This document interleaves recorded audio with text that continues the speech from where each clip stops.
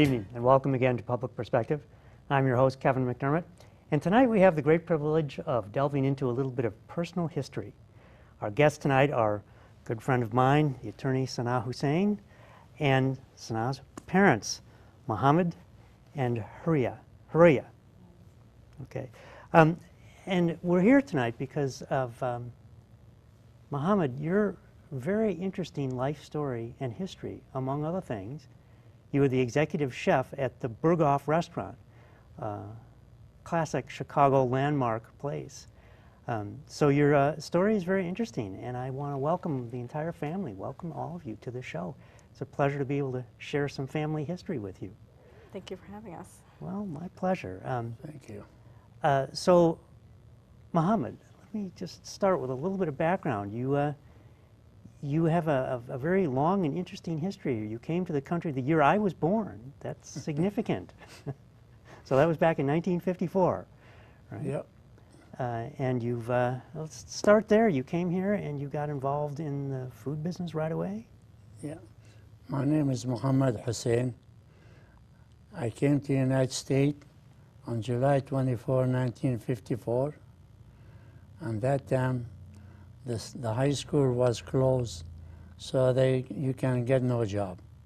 So one day, I started selling peddler from house to house until I met one of my friends from my hometown. I asked him where you work, and he told me at the Berghoff. I said, where is that? He said, downtown. So he gave me the address, and I went with my brother there. When I went to the Berghoff, I asked the chef what kind of job I do. He hired me that time. I started as a busboy. Right on the spot, he hired you? Right on the spot, on the busboy. And then I worked for 3 days. The busboy was not a bit too hard for me because I was a skinny kid. Then from there, I moved to the kitchen. The chef moved me to the kitchen. And then he asked me, you want to work or you want to make money? I said, I want to make money. I want to work. He said, okay. He told me, he said, you want to work? I'll teach you. So he took me to the kitchen, and he took me to one person who was in charge of that thing. Then I started working little by little, and every station in the kitchen, the chef used to teach me.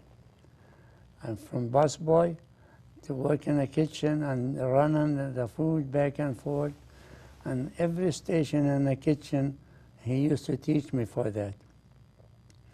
After that, a few years later, the chef, he said, I'm going to put you do something else.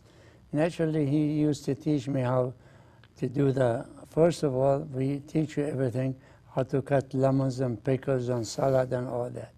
You wouldn't think that would be a skill you'd have to learn, but I'm sure there's a way to do it very efficiently. He right? said to me, this is the way we start.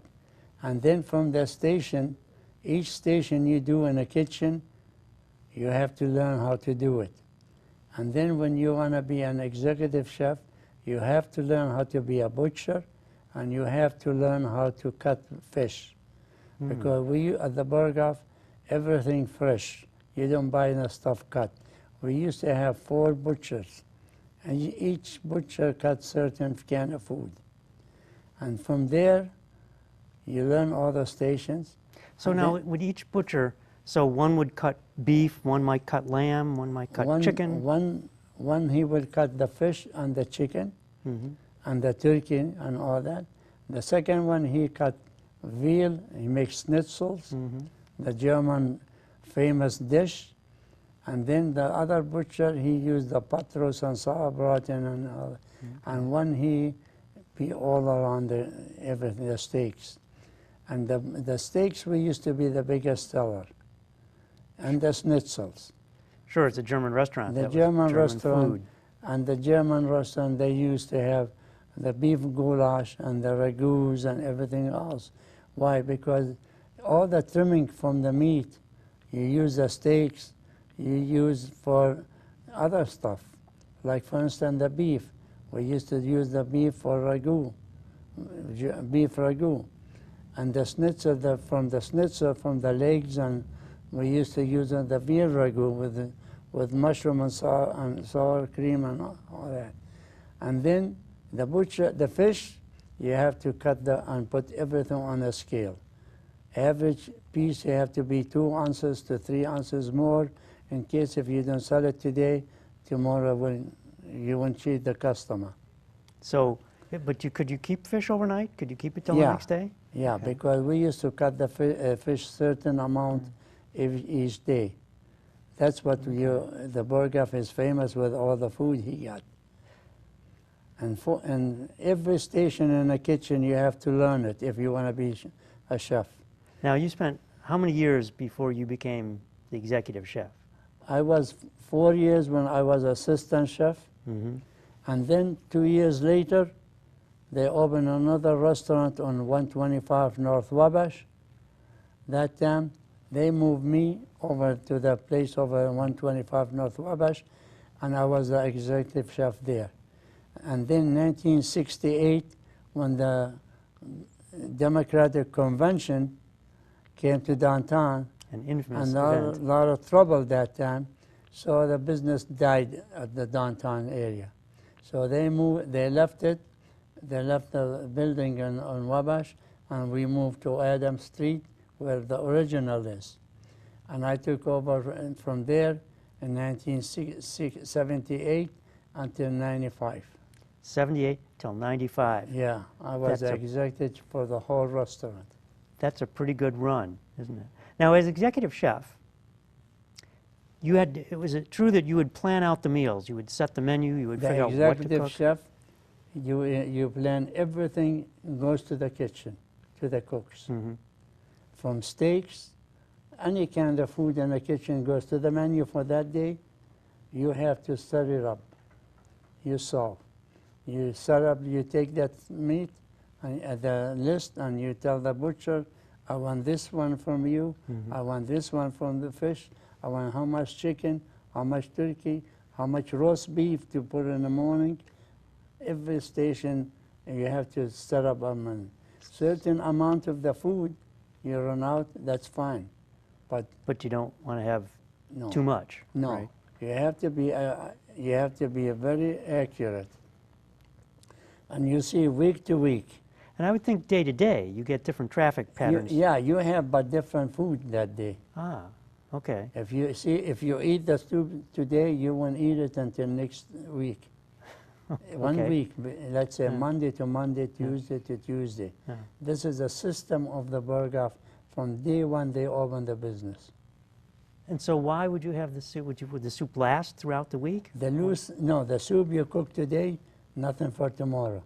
Oh, You have to cook fresh soup every day. okay. But there are only certain days when you would do soup. No, soup never stay for the second day. Okay. Yeah. Like for instance, the steaks. You sell the steaks every day on the menu. Mm-hmm. The schnitzels, you sell every day on the menu.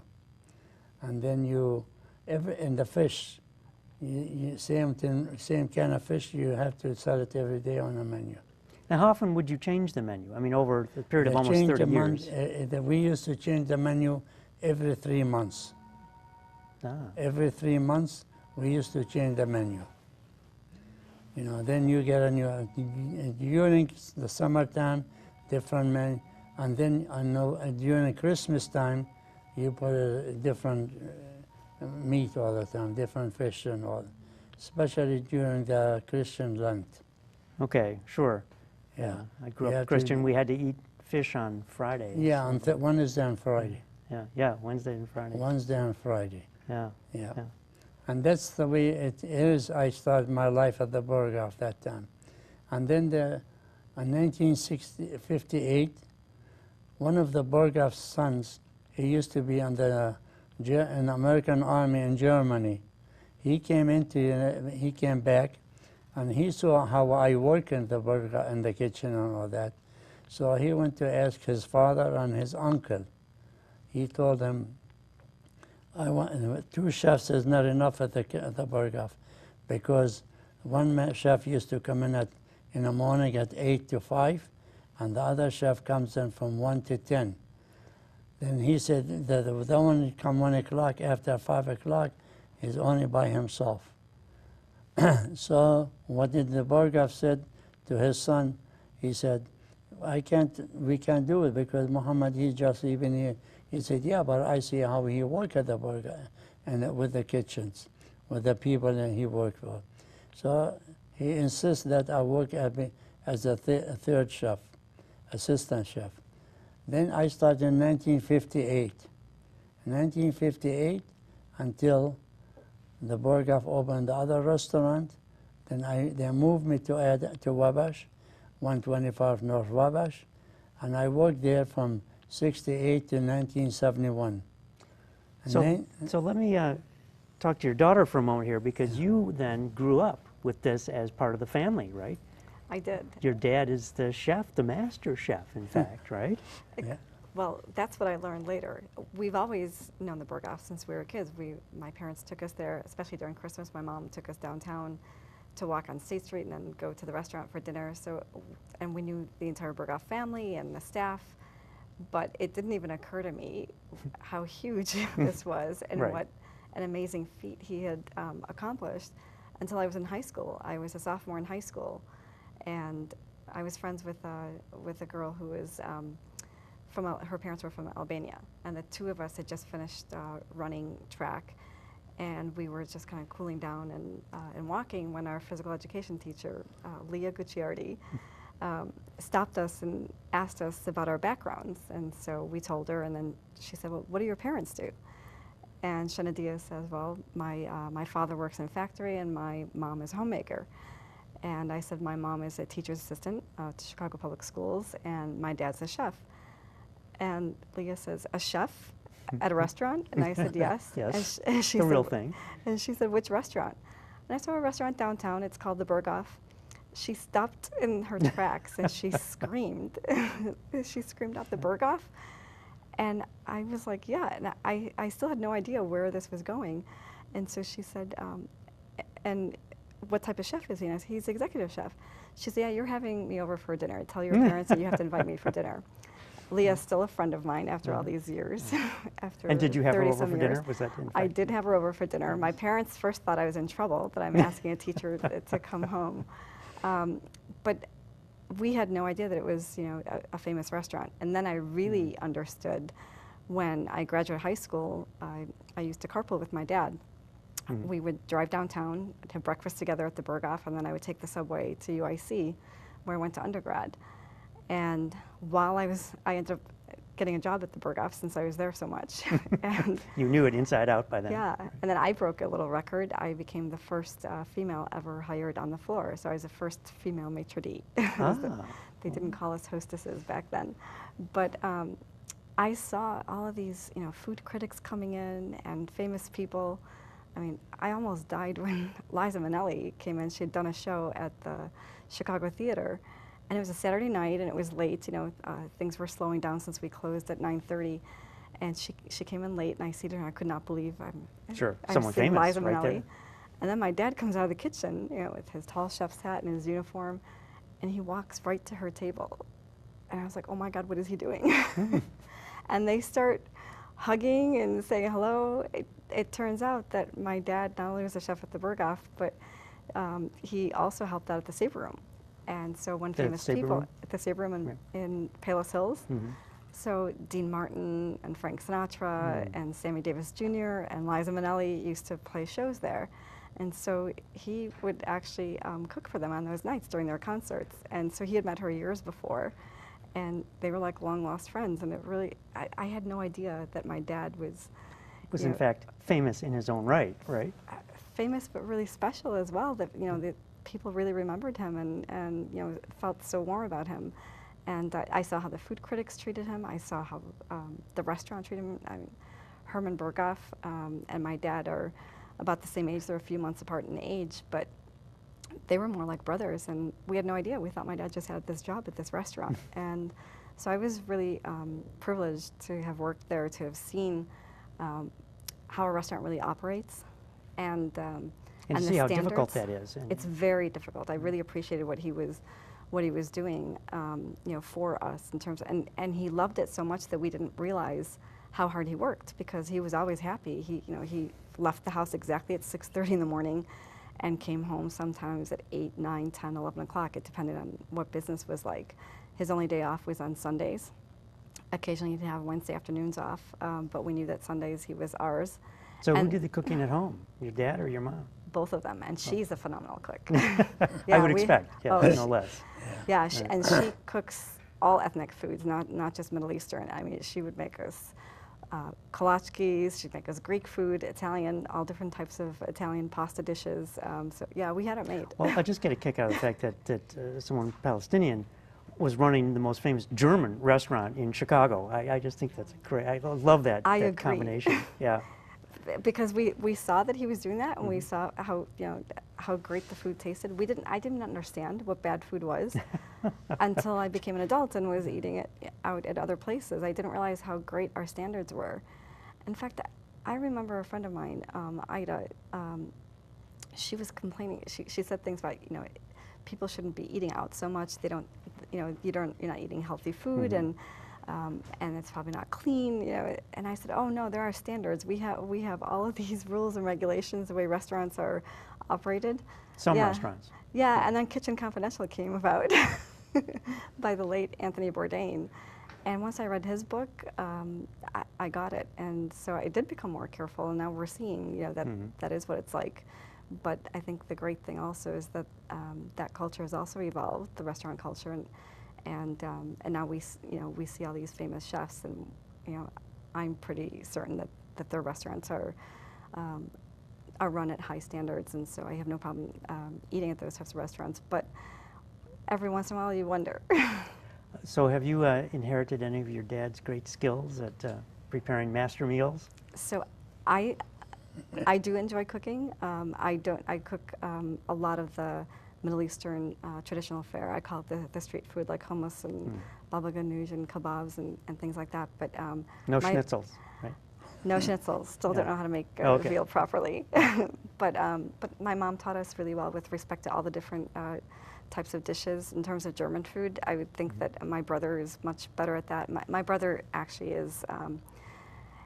He loves the craft. He worked with my dad also, and my dad always took him to the restaurant when he was young. And out of all 5 kids, I think my brother is the next best gifted. Well, sorry, after my mom too. Yeah, that's right. Of the children. Of the children. The guy who got the cooking genes. He definitely has the cooking genes. He pays attention to the details, to the level of spice and the touches, and if he misses a mark or he thinks he can edit it and make it better, he does pay attention to that. I'm the type who, except for the types of foods that my mom always taught us, with non-traditional fare, I have to go by recipes. So did you work from written recipes, or did you learn it? Was it mostly in your head? Oh, me? Yeah, when you were cooking. When I was cooking, the chef naturally, in the beginning, he used to give us a recipe how to cook the certain part of that food. And this way, if you cook it today, you have it in the menu on today, and next week it has to be the same taste. And then, before we open the kitchen that days, Monday to Saturday, before you open the kitchen, a half hour before you open, you taste all the food on the table. So the same thing, you test it, so that if the second cook didn't put the right seasoning in it, you have to bring the second cook, tell them you're missing this. Go prepare the rest of it. Fix it. Put all the seasoning in it. That's what is the Berghoff, famous for the food back and forth. Every week, you don't eat it today. If you eat it on Monday, and next Monday you eat the same thing, you will get the same taste. Well, it would seem that's the recipe, if you'll forgive the pun, for any good restaurant, right? You have to be consistent in your quality and taste, right? It has to be consistent. Now, how would you do that if you had other chefs, or if someone couldn't make it one day and you had to use somebody else? When somebody else, they used to call me up, or they call the other chef before me. They call him up and tell him I cannot make it. So the chef have to go earlier that time, so he could prepare the food until, because certain people call, oh, I'm sick. Then naturally you have to get up in the morning and go do the thing, because You have the assistant, but Mm-hmm. in the meantime, you have to do it. You yourself have to learn how to cook it when somebody calls you up. Well, and having worked at every station in the kitchen, Yes. I'm sure by the time you were the executive chef, you knew how to cook Oh, everything. I know everything, yes. Yeah. I never forget one day, one of the customer comes in, Herman Berghoff was standing in the front of the building, in the front of the dining room, Mm-hmm. and then one newspaper man came over and he asked Herman, could I talk to you? He said, sure. He said, when you go to Florida or you go to Michigan, you go on your vacation, who take care of your kitchen? Who take care of your restaurant? Mm-hmm. He said to him, see that man over there with the high hat? He said, yes. He said, you go see him. He's the one take over my place when I leave. Then he told him, he said, if I leave the Berghoff with $50,000, I come back with $1 million because the restaurant will keep running. Mm-hmm. And then the article written about me, it said, a Palestinian running a German food. Yeah, I just love that combination. Yeah. You know, and then he sent it to me, the article. Mm-hmm. Same thing with article from the restaurants supplies, the magazines. They call up Berghoff and said, we'd like to come over and visit you. He said, okay. So Herman Berghoff called me up. He said, Mohammed, somebody want to come over and see you. I said, okay. So he came over one day, and it was a lunchtime, and it's busy. I asked him, could you wait until 1:30 until the kitchen slowed down? He said, sure. So he waited for me in the dining room, and then we went to the office. And then he started asking me questions. Where do you come from? I told him I came from Palestine. And then he said to me, what's your name? I said, my name is Mohammed Hussien. He said, how long you been here? At that time I was there for about 30 years. Mm-hmm. Then he said, what do you do all the time when you came here? I start from the scratch like everybody else. He said, okay. So when he finished with the article, he wrote it and he mailed me the magazine. And he said, when you go to the Berghoff restaurant, you don't see the person, his name is Heinz, and this and that. No, you may find his name is Mohammed Hussien. He said, you see, his name is Mohammed Hussien. He been working for the Berghoff for 31 years that time. Now, you also had a stint on Oprah Winfrey's show, so you had really made a name for yourself at this point. Yeah, right? well, Winfrey show, in 1980, she started in a business that time. So one day she called up the Berghoff restaurant. She took the general manager. She asked him, would you like to see somebody to come over and do some advertisement for your restaurants? For where? Oprah Winfrey. So the manager called me up. He said, Mohammed, you want to go to Oprah Winfrey? I said, yeah, why? He said, you want you to go prepare some food and her show and with our name on it. I said, sure, why not? So I did it that time with another 2 chefs. They did their own recipes. And Was it a competition or just kind of a friendly? No, just a friend, because she wants more than one person on her show to do the work, the food, different Okay. food. And it was a full show that time, at least about 400. But now you only had a few minutes to prepare this food, right? No, she told us to prepare anything you want. Okay. So we prepare certain food, and they want enough for those people, and then you prepare enough for them to the public on the show. Right. You prepare the same thing. The same food you feed them, the same food we prepare on the show. Did it make you nervous cooking on TV? Don't No. mess it up, right? No, because you get used to it. Okay. You know, you feed them the public every day, Sure. 6 yeah. days a week. One thing, you are in the kitchen, you don't get nervous, because you prepare different food for different customer, especially when the customer orders steaks. Certain steaks, people don't want no pepper on it, they don't want no salt on it, They don't want no garlic powder on it. And certain people, they don't want to eat the broiling food because they are allergic to it. Mm. One customer sent me, come over and said, the waiter said to me, a customer they want to eat filet mignon. I said, okay, but she wanted extra well done. I said to him, okay, where is she? He said, over there in that table over. I came over and I took a piece of meat, dry, very, you know. I took it there and I asked the customer, I said, ma'am, excuse me, I'm the chef in the kitchen. How you want to eat your food? Extra well done. I said, you know, I hate to pay you $8 for the filet mignon and and it's too dry. Could I cook it for you medium well? She said, sure. So she went there, I went back in the kitchen, and I told the broiler man, I said, be sure it's medium well. Mm-hmm. When he did it, I took it to the customer, I said, here it is, man, taste it. She cut it in the middle, and it was perfect for her. She ate it, she gave $5 to the waiter to give it to the guy who cooked it that time. So after that, every week she used to come in, tell the waiter, this is the one I want filet mignon for so-and-so. And that's what you like to have the customer come back to you. But that, coming back to what you said earlier, every week it has to be the same. Yeah, every week. You know, like for instance, the steaks. Used to sell a lot of steaks at the Berghoff. At least different steak for 100, 150.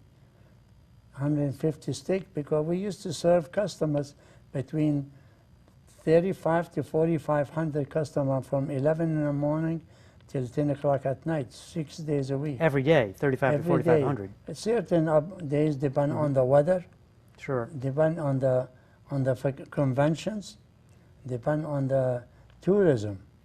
Right. And those days in the 50s, 60s, 70s, there was a lot of tourism in Chicago.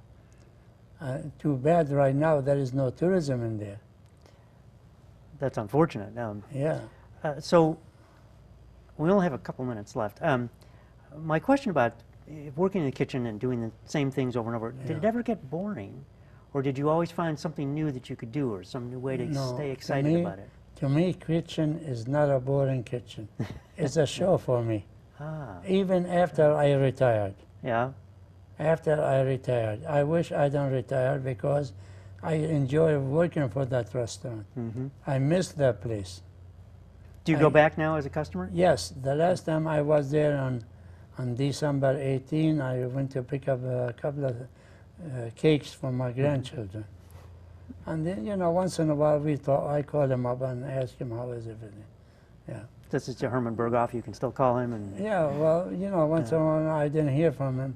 Yeah. One day he called me up and he said, Mohammed, I'm sorry I didn't talk to you. I'm going to Florida. He goes to Florida. Well, speaking of going to Florida, we're out of time. So we're going to wrap up here. But stick around, stay seated, and we'll do a little bit more after the show. Sure. So, Mohammed, I want to thank you so much. It's been so enlightening. You're welcome. Anytime. Sanaa, It's my pleasure and Raya, meeting you. Maria. It's a pleasure thank meeting you so much. And I thank you very much. My pleasure. And thank you for joining us again on Public Perspective. I'm your host, Kevin McDermott. You can find us every Saturday night at 8 on Comcast Channel 19. Find us on the web at publicperspective.tv. So, till next time, thank you and good night.